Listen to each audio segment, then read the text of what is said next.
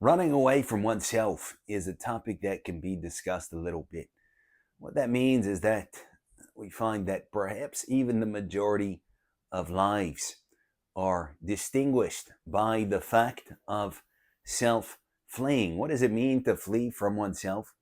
It means that I am willing to perhaps do anything, to go to the ends of the earth, to climb the tallest mountains, to dive to the depths of the sea, to go out into space, to hope to colonize maybe even other planets, to go to war, to go on gold rushes, to just go to work, to just go and engage in one's hobbies, to watch television, to watch videos, and so on. I'm willing to do all that and so much more in order to avoid simply facing the fact of myself. What is myself? It can be construed in various terms, but words such as psychology, such as mind, such as individuality can be useful. Right? I am a particular something, right? I'm a particular person. I'm a particular individual. I have a particular mind, a particular psychology, such as differs from those of others. I'm one person and you are another person. Each and every existent form of life has some principle of individuality that seems to remain itself, all the while that different changes. And so, which would account for why there's one caterpillar and there's another pillar, one ant and another ant, one whale and another whale, right? One bird and another bird, and just so for us human beings. Why is it that we want to avoid facing ourselves? That's a good question. One answer could be that we are scared of what we may find. Right? We see that ourself, as opposed to being just one object out of many that we can kind of move away from. We can't move away from ourselves. As the expression goes, we can run, but we can't hide. We can and we do run, as was mentioned, from ourselves, but we cannot really hide from ourselves because ourself is that which conditions all experience. Meaning, for example, put on sunglasses and the lens conditions everything that I see. Unless I take the sunglasses off, I can't stop seeing things through that lens. And just so I cannot stop experiencing life, sustaining life through the lens of myself, such as it is. And of course, to that point, there are so many issues that can ensue with that lens of self, right? With who it is that I am. There are so many, imperfections, so many twists and turns and cobwebs of myself that I rightly suspect that if I were to really face it and really deal with myself, really stop fleeing from and hiding from myself, that it would be a scary thing. Right? That all of the um, psychological pathologies, for example, that probably have accumulated over the years, that all of the self deceit and the other self deceit that then becomes necessary to counteract the effects of the first, and so on and so forth, that all of that I would have to face. That I would have to face uh, parts of me that I reject, that are not integrated into my broader self, that are not part of the picture of who it is that I think that I am, that I would have to face facts about myself that fly in the face of self idealizations. I am such and such person. Right? I'm a good person. I'm a bad person, and so on. All of that is part of the fear of facing oneself. And it can be a little bit more clear, perhaps, by looking at other people who are often great mirrors, we might say, for ourselves. We can look around just to our neighbors, to our friends, to our family, not to mention other people that we don't like, and those bad people, the criminals, and the ones that we see on the news and so forth.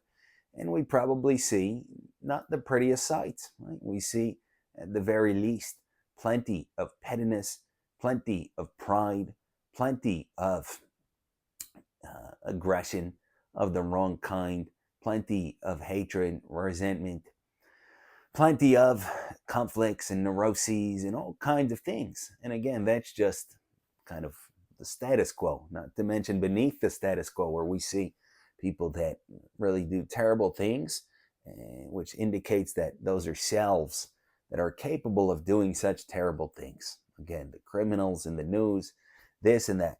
Right? And yet, we see it very clearly, and we see how, or what a task it would be for those people, for somebody else besides me, to face themselves, right? Because we see, again, without delusions, what they represent.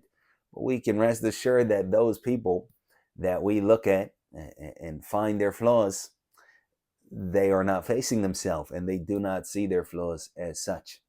Right? And they are content in resting in their self idealizations. I am this kind of person, this doesn't count, and so on. Now, of course, the trick would then be to turn that on one's own self. And I see it very clearly there with somebody else. Now that applies to me. I'm doing the same thing. Somebody else sees me as well for what I represent. Somebody else sees my selfishness and my self-centeredness and my pride and my pettiness and my nonsense and so on very clearly. It's crystal clear to them. Right? And yet, I don't see it, chances are, as of yet. I'm not a problem. It's they that are the problem. I'm not willing yet to face myself. I'm also resting in my self-idealizations and in my self-deceit. So hopefully we have some idea of the difficulty of facing oneself. It's no small matter. The next question then to ask would be, how do we gain the courage to face ourselves? Right? How do we, having spent our whole life doing everything possible to avoid that self-confrontation, how do we actually work up to it? Again, we see that really, we say, oh, well, I have to do such and such thing. I have to survive, right? I have to go to work. I have to be engaged in these plans and these schemes and these businesses, yada, yada. That all is a synonym for I do not want to face myself. I do not want to confront myself. That's my whole life. That's everything that I do, is simply to avoid that self-confrontation in all likelihood. So again, with that said, how do I then facilitate that very self-confrontation that I have thus far sought so much to avoid? Probably gaining insight would be the first start. If we understand what it is that we're doing, if we grant that perhaps that applies to me as well and not only other people, that could be a good first step. And then it could be good perhaps to use a little bit of fear. Even if I avoid, for example, facing the facts of my physiology, what my body is like and what's going on inside, that will not prevent in and of its own self, for example, may we be spared an early death if there is some issue. Right? If I avoid cancer screenings, may we be spared. But all the same, if I avoid them, that will not prevent cancer. If I avoid blood works, that will not prevent what those blood works might reveal. So just so, if I avoid self-confrontation, that will not prevent the effects. The effects being that I remain wretched, that I remain small, that I remain essentially nothing. And that is no fun. Not now, not ever. It will not prevent it. I can run, but I cannot hide.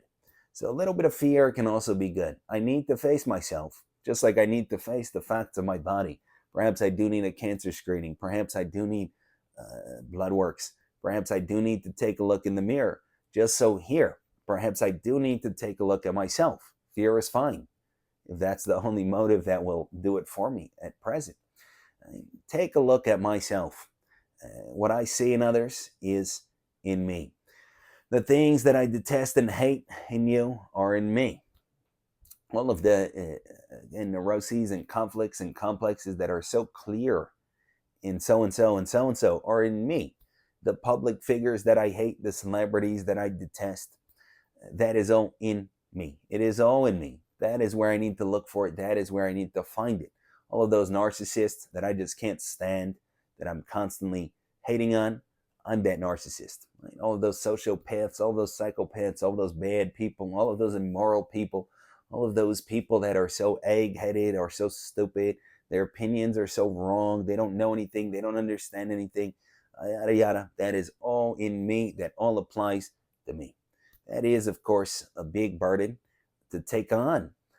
But we can be consoled by the knowledge that if we do that, then and only then can we truly improve.